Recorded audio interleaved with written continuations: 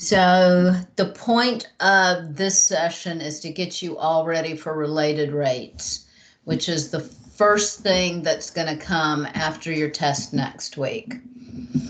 So a lot of related rates problems require drawing a triangle and using some properties of triangles to write an equation and solve a problem. So we're going to practice just with the triangles and getting the equations written, so that when you have to add on that extra piece of, well, now your person is moving or your car is moving, we want to know how fast things are changing, you'll be ready to do that. So we're going to start with similar triangles. And the first thing you do is just draw the triangles. And you're going to see similar triangles very often when you have shadows, when you have tanks, specifically conical tanks, because from the side, a conical tank just looks like a triangle. And like watering troughs.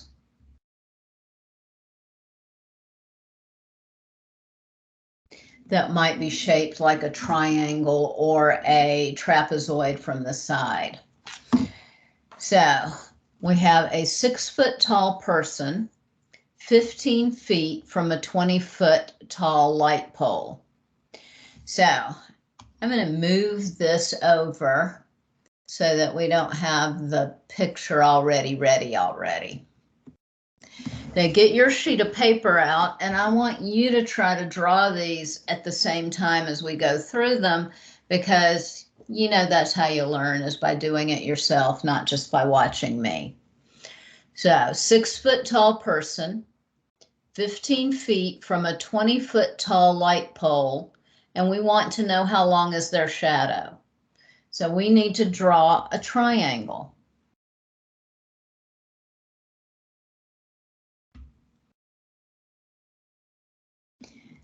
I have a big triangle, and I'm going to let this side represent the light pole, and the light pole is 20 feet tall.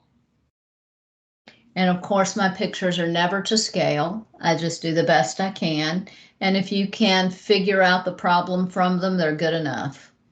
We have a 6-foot tall person, so I'm going to put my 6-foot tall person right here. And they are 15 feet from the light pole. So the light is right here shining down. So here's the end of their shadow. So I'm going to let X represent the length of their shadow, because X is my favorite variable.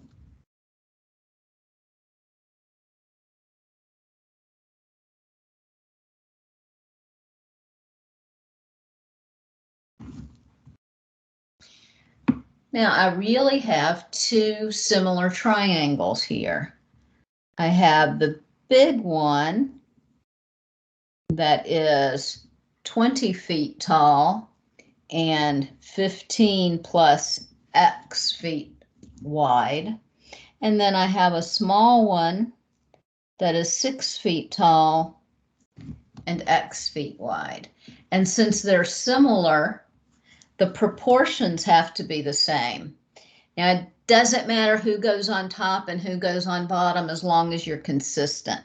So you could say that 20 over 15 plus X has to be equal to 6 over X. Or you could say that 15 plus X over 20 has to be equal to X over 6. It doesn't matter. It works either way. Then we cross multiply, and I get 6 times 15 plus X is equal to 20X. And don't feel like doing multiplying. 6 times 15 equals 90 plus 6x is 20x, and 90 is equal to 14x.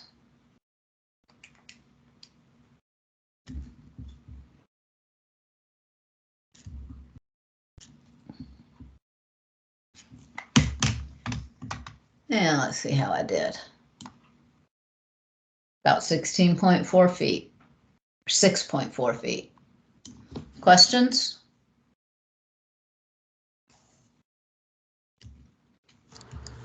No questions. Okay, so now we're going to have a tank. Told you you're going to see lots of shadows and lots of tanks. It has the shape of an inverted cone, so that's like an ice cream cone. The point is down. It's 15 meters tall, and the radius is 4 meters. What is the radius of the water level when the depth is 8 meters? So from the side, a cone looks like a triangle. I'm going to just drop a little line straight down the middle. It is 15 meters tall, so this whole height here is 15 meters. The radius is 4 meters. So our goal is to figure out the radius when the depth of the water is 8 meters. So the depth is 8. I want to know what that radius is. So I really have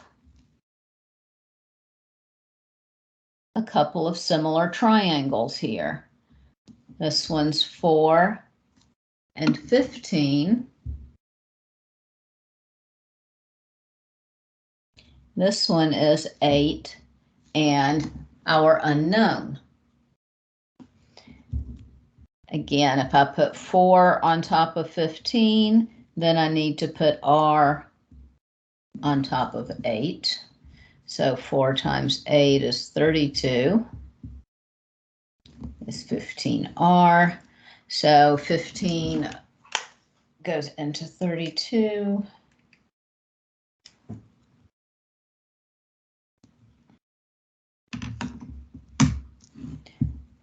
About 2 meters.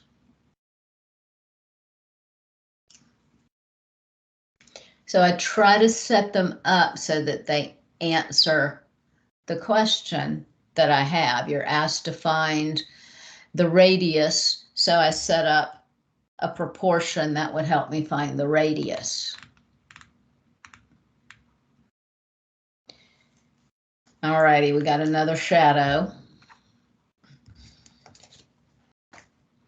So take a minute, see if you can draw a picture that represents a spotlight on the ground is shining on a wall 20 meters away. A person is 2 meters tall and is 4 meters from the building. And how tall is their shadow on the building?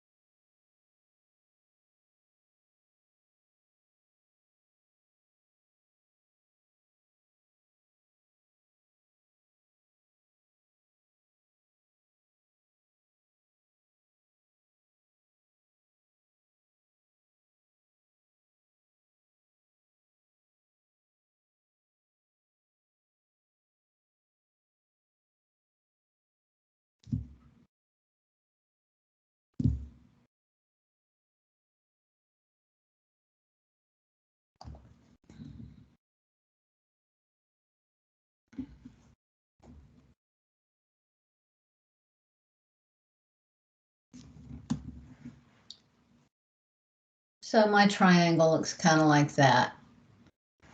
12 meters is the distance from the light. So here's the light to the wall. Here's my 2 meter tall person. They're standing 4 meters from the wall, and my goal is to figure out how tall their shadow is. So I have one triangle whose height is 2. Well, if this entire distance is 12 and they're 4 meters from the building, that means they're 12 minus 4, which is 8 meters from the light. And then the other triangle is all the way from the light to the building, and it's as tall as their shadow. So if I put 2 on top of 8, I need to put x on top of 12.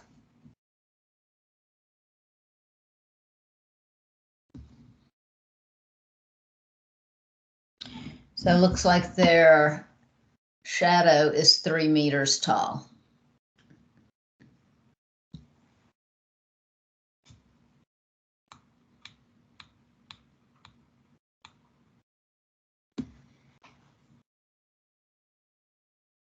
Always stop me and let me know when you have questions.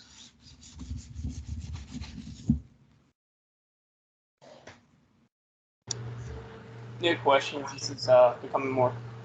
This is bringing up old things in my brain. Thanks, Professor. Yeah, it's making those synapses fire again. Yep. Good. So finally we have a trough that is 10 feet long, and its ends have the shape of isosceles triangles that are 5 feet across at the top and have a height of 2 feet. So 5 feet across at the top with a height of 2 feet. So here is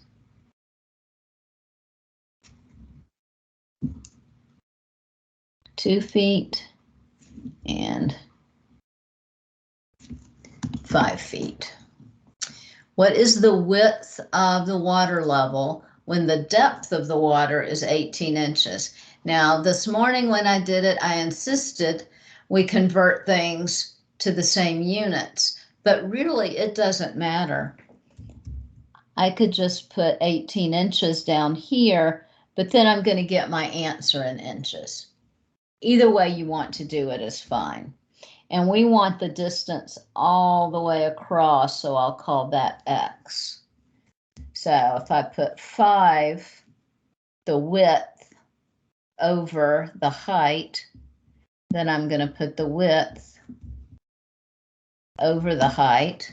And now I'm definitely going to pull out the old calculator because, you know, after lunch we all get a little sleepy. 5 times 18 is 90, is equal to 2x. That I can do in my head. 45 is equal to x, so that's 45 inches. If we want our answer to be in feet, and we do 45 times 1 foot is 12 inches. And I get 3.75 feet. And just to make sure I didn't mess anything up, it worked just the same when I converted it to inches to feet in the first place. So it doesn't matter, they still have to be similar triangles, whether you use feet or whether you use inches. How are we feeling about similar triangles? Great. Good. Next, we're going to talk about the Pythagorean Theorem, which I know is your favorite theorem because you have it memorized. If you don't memorize any other theorem in the whole world, you have the Pythagorean Theorem memorized because everybody does. A squared plus B squared equals C squared. A squared and B squared, they can be either leg of the triangle. The important one is C. C has to be the hypotenuse. Lots of times you're going to have Pythagorean Theorem problems. You'll have ladder problems. You'll have cars or boats going in different directions.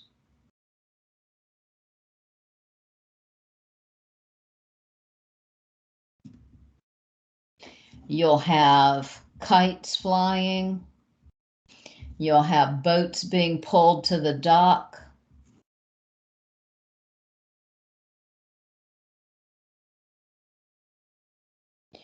You'll have rocket ships taking off, airplanes flying.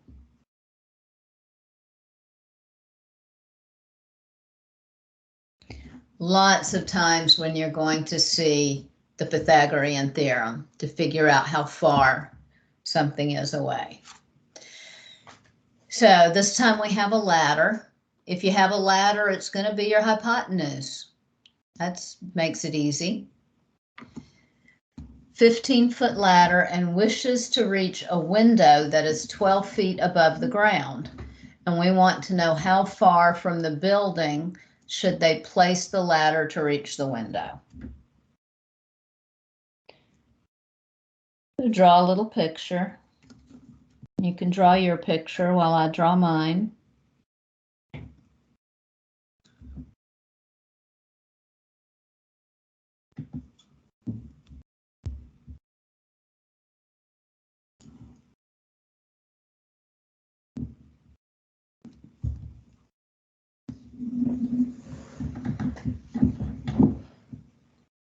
These are probably even easier to draw than the similar triangles because you only have one triangle now. And your biggest decision is, what is the hypotenuse? Well, it's the one that's sitting across from the right angle. So 15 squared has to be equal to 12 squared plus x squared. So 15 squared minus 12 squared .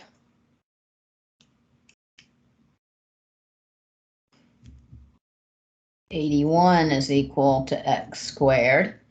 And now just because I'm a math teacher and I know that if I use the square root property, this would be plus or minus the square root of 81 is equal to x. But there's no way that a distance will ever be negative. So your answer is 9 feet.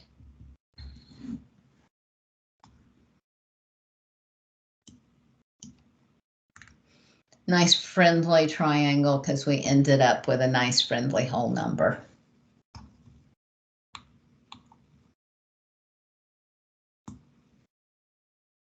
Okay. Got your boat being pulled onto a dock by a rope attached to the bow, passing through a pulley on the dock, which is 1 meter higher than the bow of the boat.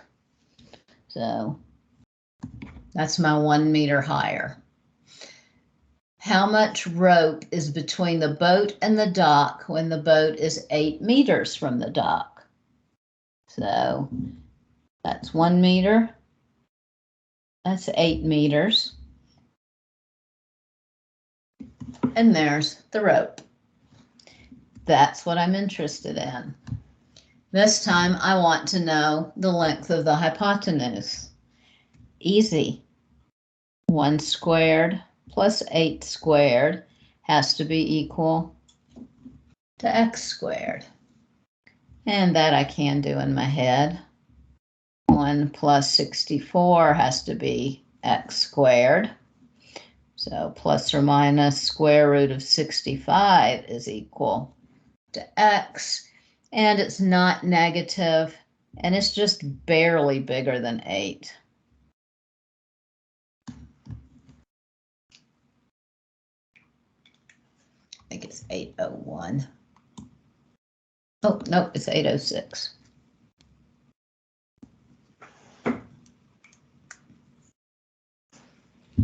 So the easiest thing since similar triangles, not bad at all.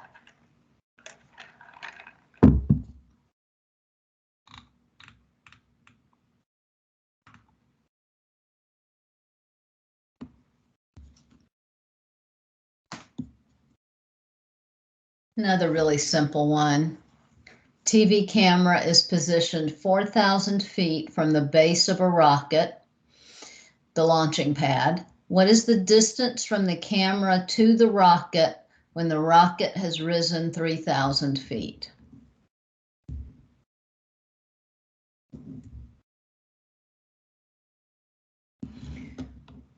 So the distance from the base of the rocket, so here's the base of the rocket.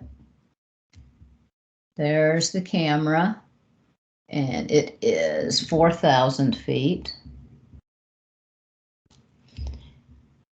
I want to know how far apart the camera and the rocket are when the rocket is 3,000 feet. So there's X. You could call it Z if you want to, because a lot of times we call our hypotenuse Z. But again, we're looking for the hypotenuse. So 3,000 squared plus 4,000 squared is X squared. And you may remember the ever popular 3, 4, 5 triangle. If one side is 3, the other is 4, the hypotenuse must be 5. It works in thousands too. 30,000 squared plus 4,000 squared. Big numbers. 3,000 squared plus. Gives me that big number. And then we take second square root, second answer, 5,000.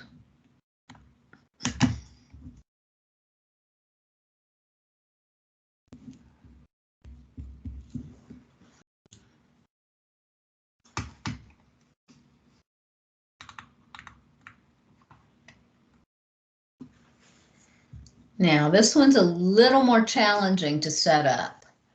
We have two cars start moving from the same point at the same time.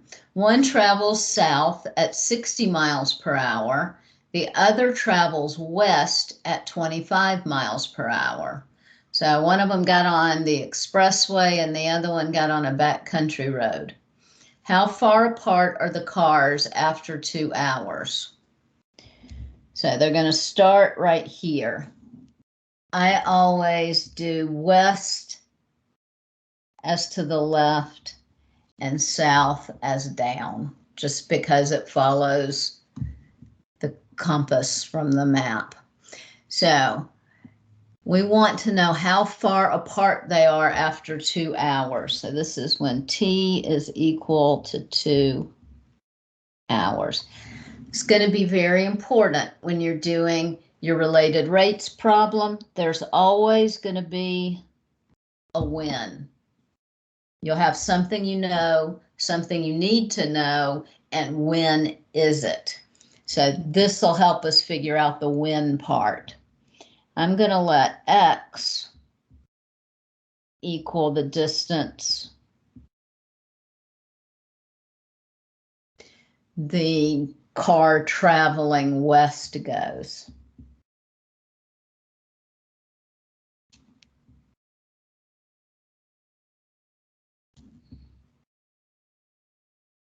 Because I like side-to-side stuff to be X. And I'm going to let Y be the distance traveled by the southbound car, because I like up and down stuff to be Y.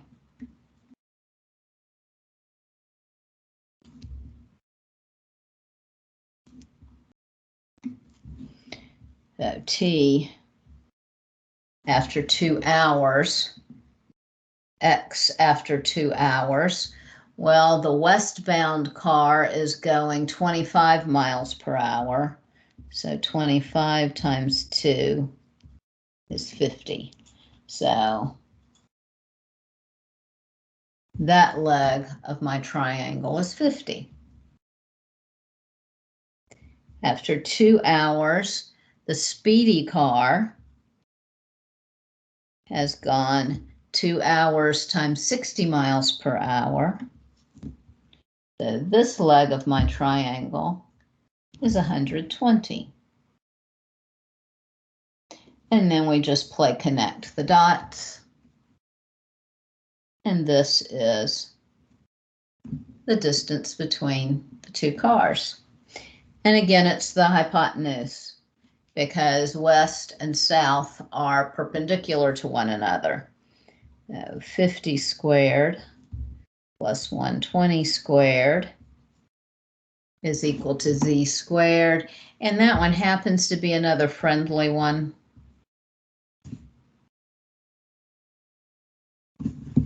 They're 130 miles apart. So how you feeling about your old buddy Pythagoras now?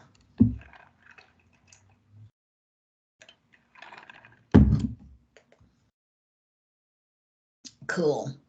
All righty. Let's talk about SOHCAHTOA.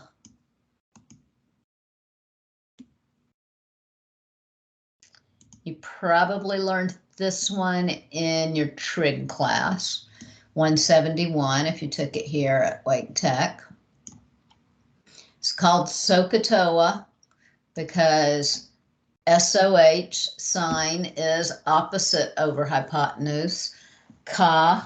Cosine is adjacent over hypotenuse.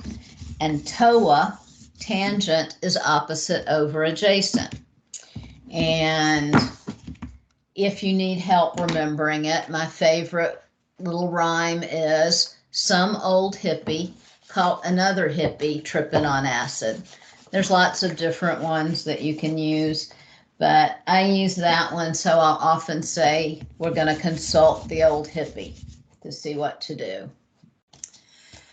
So these, instead of being given two distances, excuse me, will be given a distance and an angle measure, or will be given two distances and need to find an angle measure. So that's the difference between a Pythagorean Theorem problem and a SOHCAHTOA problem. SOHCAHTOA problems are when we bring the angle issue into the problem. Same sort of beginning setup. We find the missing side, we determine what you're given, what you need, label your right triangle, figure out which SOHCAHTOA, which trig function is going to work, and then set up something to solve it. So I started with some easy ones here, just to kind of baby step us into it.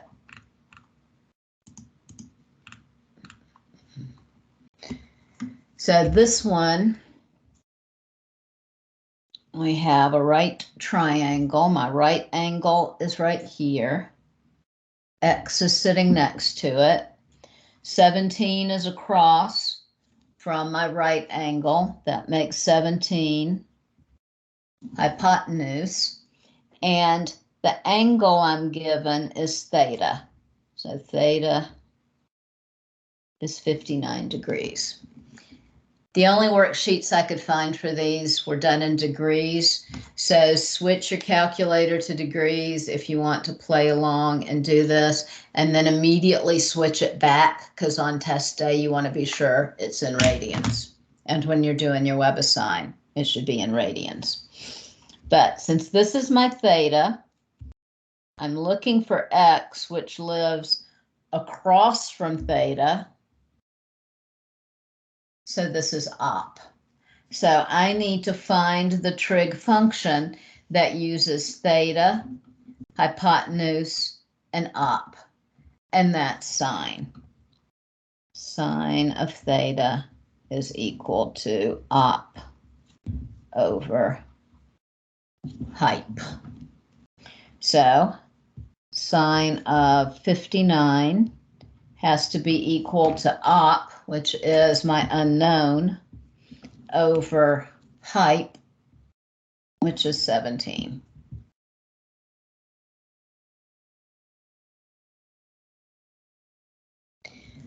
And we plug it in the calculator. And we get about 14.57. units, whatever this was measured in. It could be feet, inches, centimeters, meters, any measure of length.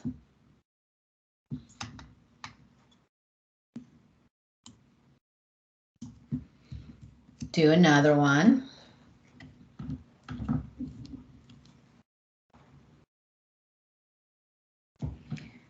So my theta is living in this corner this time. 27 degrees is theta. My right angle lives right here, and across from it is 20. So that's my hypotenuse. And I'm looking for this one, and since it lives right next to theta, this is adjacent. So I need the trig function that uses adjacent and hypotenuse, which means this is a job for cosine.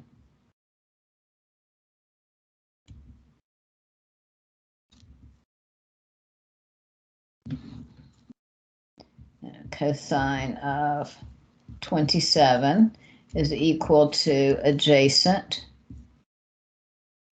over hypotenuse. And again, super easy to solve. X is just equal to 20 times the cosine of 27, which is approximately 17.82. Whatever units you're working in. So anytime your problem asks you for the measure of an angle, you know it's got to be a SOHCAHTOA problem, because it is the only thing that will allow you to find the measure of an angle. We set it up the exact same way, and I don't care how much they turn this right angle around. I'm going to draw it like this, with the corner right here. I have a 39 right there and a 44 right there. And my question mark is up here. So my 39 is opposite the question mark. My question mark is the theta. That's what I'm looking for. My op is 39 and my height is 44. So op and height means it's a job for sine. Sine of theta is equal to 39 over 44. So theta is equal to the inverse or arc sine of 39 over 44. And you just have to hit the sine button twice, and we want 39 over 44.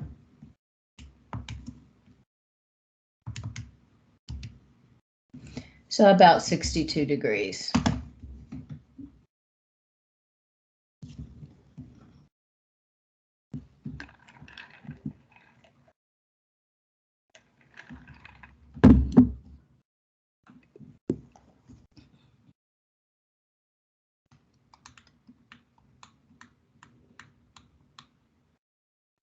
One more, finding a missing angle. So this one, again, I like to have one of my sides parallel to the floor. So this being the floor is 16, 13, and my theta is living right down here where my question mark is. My question mark, or theta, is adjacent to the 16. It is op 13. So finally we get to use tangent because we got a TOA, opposite over adjacent. So tangent of theta equals opposite over adjacent. Inverse tan of 13 over 6. Easy enough. You just hit that tangent button twice.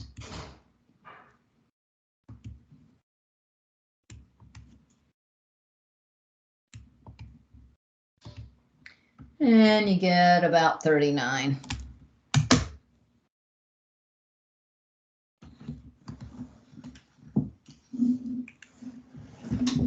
So once you get them set up, they're super easy. Let's practice drawing the pictures, because you know that in calculus, I'm not just going to give you a triangle. You're going to have to draw your own triangle, and you're going to have to figure out where your triangle lives in the universe.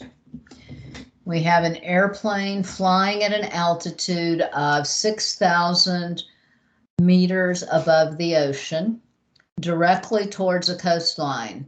At a certain time, the angle of depression to the coastline from the airplane is 14 degrees.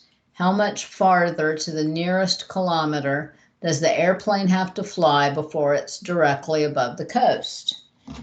So my coast is over here somewhere. My plane is at a steady altitude of 6,000 meters, and it's coming along this way. At some point, the angle of depression to the coastline is 14 degrees. Angle of depression means you start at a horizontal and go down. So here's my angle of depression. So yeah, my coastline's there. That's what I meant all along.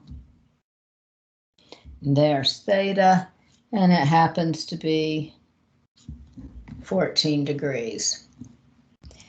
I know 6,000, which is up. I know theta, which is 14 degrees. My goal is to figure out how far it is to the coast. Excuse me, I'm going to call that x. So x sits right next to theta. That's adjacent. So tangent of theta is equal to opposite over adjacent. Easy enough. X comes up, sits next to tangent, and then tangent goes down.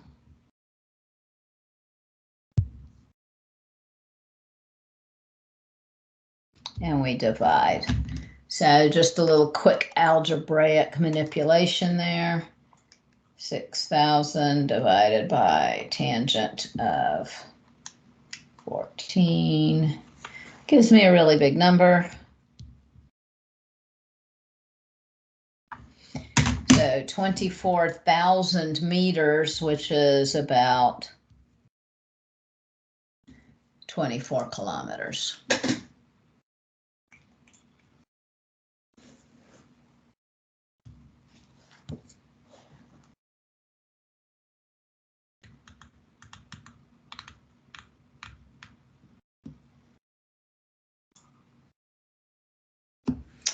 Okay, now we got a flagpole. From a horizontal distance of 80 meters, the angle of elevation to the top of a flagpole is 18 degrees. Now, angle of elevation, we start at horizontal and go up. So my angle here is 18 degrees. And we are 80 meters from the flagpole. And we want to know how tall the flagpole is. And I'll call it y, just because it's a vertical distance and I'm bored with x. So I have adjacent. I need opposite. So Yet another job for tangent, because it's kind of hard to measure those hypotenuses. Tangent of 18 is equal to opposite over adjacent.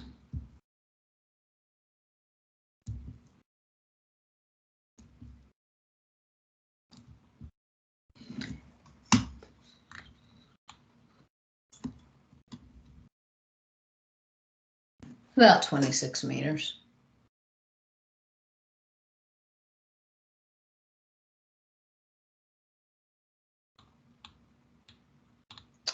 Okay, see if you can draw the ladder against the wall.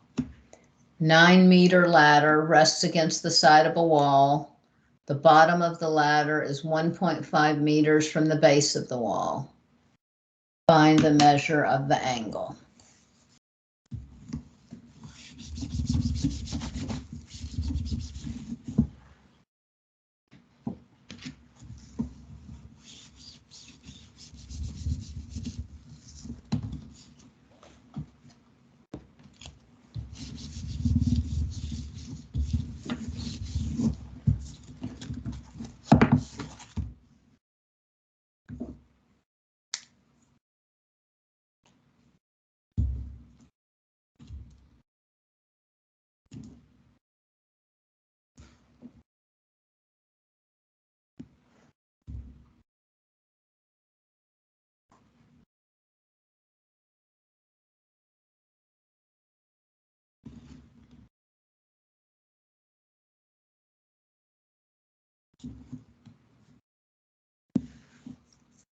Easy enough. I already gave you the hint that ladders are hypotenuses, so we know this is height. And this one sits right next to my unknown of theta, so this is adjacent. I have an adjacent and a hypotenuse, so cosine of theta is equal to 1.5 over 9. So theta is inverse or arc cosine of 1.5 over 9.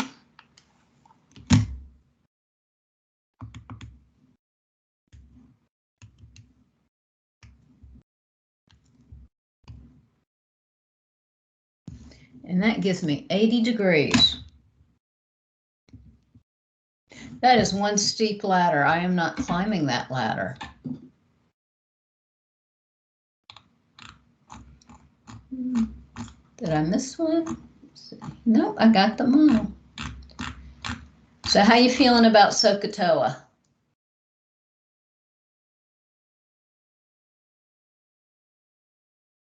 Excuse me, feeling good. Okay, any questions on anything? No, yeah, no, definitely like this, just, like you said, up all synapses and Yeah. things seem pretty, support.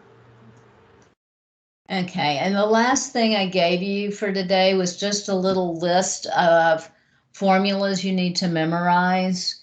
You should know the volume of a rectangular prism, length times width times height. You should know how to figure out the surface area. Add up the areas of all of the sides. Area of a circle, pi r squared. Circumference, if you forget, is the derivative of the area. Oh, how about that? Isn't that cool? Right circular cylinder, the volume is just the area of a circle times the height. The surface area is just, if you opened up that outside, it would be 2 pi r along the top and then h units high, and then you have two ends, which are little circles. A right circular cone, you do need to memorize the volume. I don't expect you to know the surface area, but the volume of a cone is the same as a right circular cylinder, except it's only a third of it. A sphere is 4/3, and there's no height because a sphere is just a ball. The surface area of a sphere is easy because it's the derivative of the volume. You need to know the Pythagorean Theorem, which you already know. And you need to know SOHCAHTOA because some old hippie caught another hippie tripping on acid. So those are things you need to memorize. And to answer the question that has been coming across my email and my Teams chats, yes, you do have to memorize all of those derivatives. No, you do not get a reference sheet on test day of the derivatives. Anything I can do for you? No, that was all. Thank you very much, Professor. You're welcome. I'm going to stick that survey link here so you can tell us all how much you enjoyed it and learned.